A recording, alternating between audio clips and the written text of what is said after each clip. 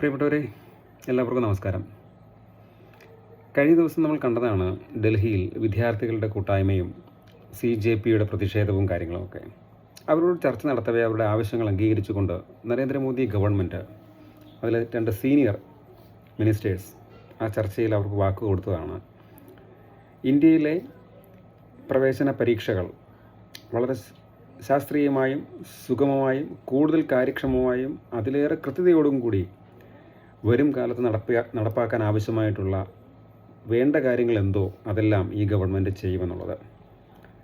അതിനു വേണ്ടിയിട്ടാണ് കഴിഞ്ഞ ദിവസം, അതായത് ഇക്കഴിഞ്ഞ 27-ാം തീയതി, ജൂലൈ മാസം 27-ാം തീയതി ഇന്ത്യൻ പാർലമെൻറ്റിൽ കേന്ദ്ര സർക്കാർ ഒരു അമെൻമെൻറ്റ് കൊണ്ടുവന്നു. 2026 പബ്ലിക് എക്സാമിനേഷൻസ് അതിലെ prevention of unfair means amendment ബില്ലായിരുന്നു അത്. എന്തിനു വേണ്ടിയിട്ടാണ് കേന്ദ്രം ഭരിക്കുന്ന സർക്കാരുകൾ, അതാര് ഭരിച്ചാലും ഇത്തരത്തിലുള്ള ബില്ലുകൾ കൊണ്ടുവരിക?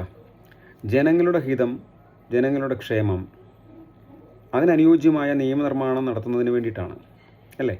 അവിടെ പ്രതിപക്ഷത്തിൻ്റെ ബാധ്യത, ഉത്തരവാദിത്തം എന്ന് പറയുന്നത് സർക്കാർ കൊണ്ടുവരുന്ന ബില്ലുകൾക്ക് ഭേദഗതി നിർദ്ദേശിക്കാനും ചർച്ചകൾ നടത്തി വേണ്ട തിരുത്തലുകൾ വരുത്തിക്കൊണ്ട് ഒരു മികച്ച നിയമമാക്കി അതിനെ മാറ്റി ഒത്തൊരുമയോട് കൂടിയിട്ട് രാജ്യത്തെ ജനങ്ങൾക്ക് വേണ്ടിയിട്ട് ഒരു നിയമനിർമ്മാണം നടത്താൻ കൂട്ടായി പരിശ്രമിക്കുക എന്നുള്ളതാണ് പ്രതിപക്ഷത്തിൻ്റെ ഒരു റെസ്പോൺസിബിലിറ്റി എന്ന് പറയുന്നത്.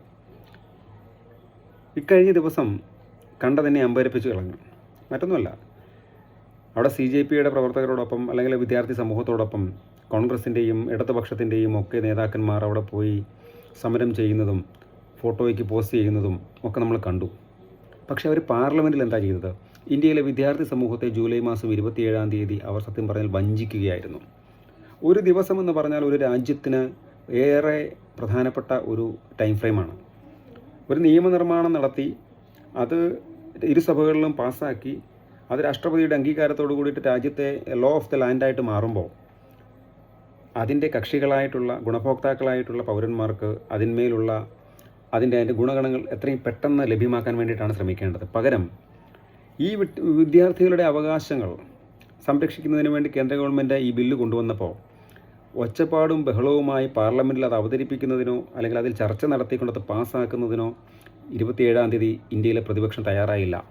കോൺഗ്രസും CPM-ഉം ഉൾപ്പെടെയുള്ള രാജ്യത്തെ പ്രതിപക്ഷ പാർട്ടികൾ ബഹളമയമാക്കി ഇന്ത്യൻ പാർലമെൻറ്റിനെ.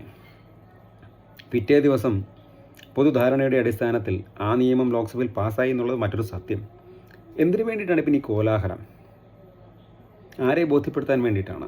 സത്യത്തിൽ അത് ജനങ്ങളെ വഞ്ചിക്കുകയല്ലേ? ഇന്ത്യൻ പ്രധാനമന്ത്രി ഓരോ പാർലമെൻറ്റ് സെഷൻ തുടങ്ങുന്നതിൻ്റെ ആദ്യ ദിവസം മാധ്യമങ്ങളെ രാവിലെ പാർലമെൻറ്റ് ഹൗസിൽ പുറത്ത് കാണുമ്പോഴൊക്കെ അദ്ദേഹം പറയുന്നുണ്ട്, ജനങ്ങൾക്ക് വേണ്ടി ജനങ്ങളുടെ ആവശ്യപ്രകാരം ഈ പാർലമെൻറ്റ് ഹൗസിനകത്ത് മികച്ച സംവാദങ്ങൾ നടക്കണമെന്നുള്ളത്. ഉത്തരവാദിത്തമുള്ള പ്രതിപക്ഷമാണ് നമുക്ക് വേണ്ടത്. അദ്ദേഹം എപ്പോഴും പറയുന്നൊരു ഒരു ഒരു ഒരു ഒരു ഒരു കാര്യമുണ്ട്, let's debate, discuss and decide എന്നുള്ളത്. ഡിബേറ്റ്, ഡിസ്കസ് ആൻഡ് ഡിസൈഡ് എന്നുള്ളത് മോദി എപ്പോഴും ഉദ്ധരിക്കുന്ന കാര്യമാണ്. സർക്കാരുകൾ മാറി മാറി വരും, പക്ഷേ ഈ രാജ്യത്തെ നിയമങ്ങൾ, ഭരണഘടന, ജനങ്ങളുടെ അവകാശങ്ങൾ അതൊക്കെ തുടർച്ചയാണ്. നമുക്കറിയാം, 13 ദിവസം മാത്രം ഭരിക്കാൻ അവസരം ലഭിച്ച അടൽ ബിഹാരി വാജ്പേയി ഗവൺമെൻറ്റിനെ കുറിച്ച് ആ വിശ്വാസ വോട്ടെടുപ്പ് സഭയിൽ നടക്കുന്ന സമയത്ത് അടൽജിയുടെ ചരിത്രത്തിലേറെ പ്രാധാന്യമുള്ള ഒരു പ്രസംഗമുണ്ടല്ലേ. അതിന് മലയാളം എങ്ങനെയായിരുന്നു? സർക്കാരുകൾ വരും പോകും, പക്ഷേ ഈ രാജ്യത്തെ കാനൂൺ, ഭരണഘടന അതിന് അമരത്വമുണ്ടാകണം. ഹിന്ദിയിൽ ഞാൻ എഴുതി വെച്ചിട്ടുണ്ട് പെട്ടെന്ന് പറയാൻ വേണ്ടിയിട്ട്. സർക്കാരോ ആയെങ്കി ജായെങ്കി, പാർട്ടിയം ബനേങ്കി, ബിഗഡേങ്കി, ലേക്കിൻ യഹ് ദേശ് രഹ്നാ ചാഹിയേ, ഇസ് ലോക്തന്ത്ര കാ അമർ രഹ്നാ ചാഹിയേ. അർത്ഥം മനസ്സിലായല്ലോ? അങ്ങനെ വിശാലമായ കാഴ്ചപ്പാടോടുകൂടി എത്രയോ മഹാരഥന്മാർ ഇന്ത്യൻ പാർലമെൻറ്റിൽ ചരിത്രപരമായ ദൗത്യങ്ങൾ നിറവേറ്റിയിട്ടുണ്ട്. പക്ഷേ എവിടെയാണ് ഇന്നത്തെ ഈ പ്രതിപക്ഷം പരാജയപ്പെട്ടു പോകുന്നത്? ആരെയാണ് ഇവർ വഞ്ചിക്കുന്നത്? എന്തിനാണ് ഈ കോലാഹലങ്ങൾ സൃഷ്ടിക്കുന്നത്? ഒരു ലോ ഓഫ് ദ ലാൻഡ് ആയിട്ട് ഒരു പ്രത്യേക നിയമം എത്രയും പെട്ടെന്ന് അത് ഇംപ്ലിമെൻറ്റ് ചെയ്യിക്കാൻ വേണ്ടിയിട്ട് ശ്രമിക്കുന്നതിന് പകരം ബഹളം വെക്കുമ്പോൾ നഷ്ടമാകുന്നത് ജനങ്ങളുടെ സമയമാണ്. ഇത് ഇന്നും ഇന്നലെയും തുടങ്ങിയതല്ലല്ലോ. ആർട്ടിക്കിൾ 370 കാലത്ത് നമ്മൾ കണ്ടു, GST വരുന്ന സമയത്ത് നമ്മൾ കണ്ടു, CAA വരുന്ന സമയത്ത് കണ്ടു, വനിതാ സംവരണ ബില്ല് വരുന്ന സമയത്ത് കണ്ടു, ഇപ്പോൾ 2026 ഈ പൊതുപ്രവേശന പരീക്ഷയുമായി ബന്ധപ്പെട്ട അമെൻമെൻറ്റ് വന്ന സമയത്ത് നമ്മൾ കണ്ടു. ഇതിനിടയ്ക്ക് ഒരുപാട് ബില്ലുകൾ വന്നപ്പോഴൊക്കെ ഈ കോലാഹലങ്ങൾ കാണുന്നുണ്ട്. പക്ഷേ അതൊക്കെ പിന്നീട് പാസ്സാകും. ഗവൺമെൻറ്റിൻ്റെ ഇച്ഛാശക്തി കൊണ്ടത് പാസ്സാകും, ജനങ്ങൾക്ക് ഗുണപ്രദമായിട്ടത് വരികയും ചെയ്യും. ട്രിപ്പിൾ തലാഖ് ഉൾപ്പെടെയുള്ള കാര്യങ്ങൾ നമുക്കറിയാം. അപ്പം ഇവിടെ സത്യത്തിൽ ജന്തർ മന്ദറിലെ സ്റ്റുഡൻസിൻ്റെ ആവശ്യം സർക്കാർ അംഗീകരിച്ച് അതിനു വേണ്ടിയിട്ടൊരു നിയമം വന്നപ്പോൾ ആ വിദ്യാർത്ഥികളോടൊപ്പം പോരാടിയെന്ന് അവകാശപ്പെടുന്ന പ്രതിപക്ഷ പാർട്ടികൾ ചെയ്യേണ്ടിയിരുന്നത് ആദ്യത്തെ ദിവസം തന്നെ തുറന്ന ചർച്ചയ്ക്ക് തയ്യാറാകുക എന്നുള്ളതായിരുന്നു. വേണ്ട ഭേദഗതികൾ നിർദ്ദേശിക്കുക എന്നുള്ളതായിരുന്നു. അതിന് പകരം അവർ ചെയ്തതെന്താ? മറ്റു കാര്യങ്ങളിലേക്ക് ചർച്ച വേണമെന്ന് ആവശ്യപ്പെട്ടു. എന്താ? ബില്ലുമായി ബന്ധപ്പെട്ടതല്ല.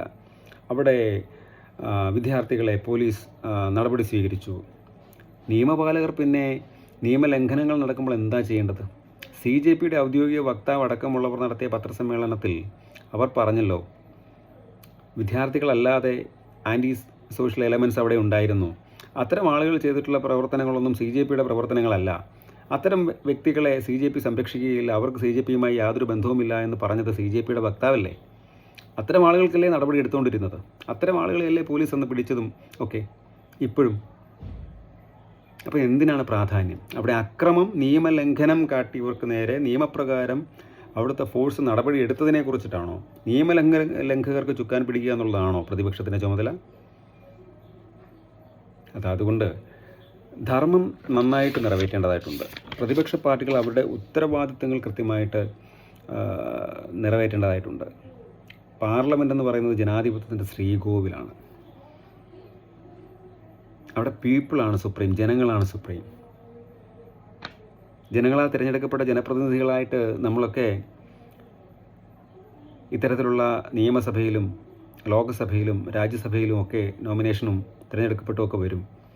അവിടെ നമ്മൾ പ്രവർത്തിക്കേണ്ടത് ജനങ്ങൾക്ക് വേണ്ടിയിട്ടാണ്. നമ്മുടെ മനസ്സിലൊരു ബോധമുണ്ടാവണം, ഈ രാജ്യത്ത് മറ്റെല്ലാത്തിനേക്കാട്ടിലും ഉപരി സുപ്രീം എന്ന് പറയുന്നത് ഇന്ത്യയിലെ ജനങ്ങളാണ്, അവരുടെ അവകാശങ്ങളാണ് എന്നുള്ളത്. ഭരണഘടന കയ്യിൽ ഇങ്ങനെ ഉയർത്തിപ്പിടിച്ച് പ്രതിഷേധിച്ചാൽ മാത്രം പോരാ.